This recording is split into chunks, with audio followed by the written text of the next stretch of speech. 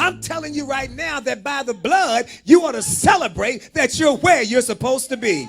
You are not a sinner saved by grace. You are either a sinner or you're saved by grace. You can't be both of them. You've got to be either a sinner or you got to be saved by grace. Because if you're saved by grace, you're no longer a sinner. A sinner is an unsaved individual. But if you are one who is saved by grace, you are no longer a sinner. Someone said it this way: I'm not a sinner, I just sin less. See, I don't sin like I used to. You used to sin and did not care. Now, as soon as something happens, you feel a conviction. That is proof that you are not who you used to be. Tell somebody, I may still have some of the residue. Yeah, but I'm not still who I used to be. I'm not. There may be a little residue, you know, but I promise you, I'm not who I used to be. Some years ago, my late friend, my brother, the Bishop Walter Hawkins, he had a song out, and the song said, I'm not the same. And everything, yes, everything has changed. Baby sis Lynette, she sang that. And it's all because of Christ, yeah. And you need to know that you're not who you used to be. And that's why you have to cut off people that every time they see you, they want to tell you about your past. The Lord will cast your sins as far as the east is from the west and put them in the sea of forgetfulness. But people, every time they see you, want to remind you, yeah, but you did this and you did that. Listen, let me help somebody. They are not doing that because of you.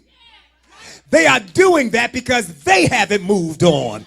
And because they haven't moved on, the only way they can get you to be in company with them, because misery loves company, is to keep on reminding you of where they last knew you.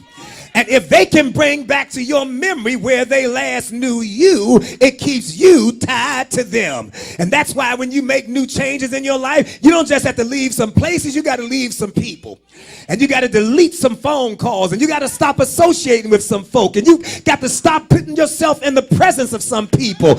Don't be mad if people are saying what they're saying when they've been saying what they were saying all of the time, but you keep staying around them.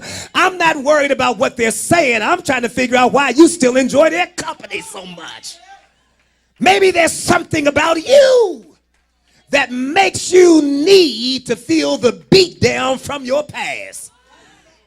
But when it took you as long as it took you to get delivered from what you're delivered from, look like to me you wouldn't want to have everybody around you always reminding you. That's why checks are called canceled checks.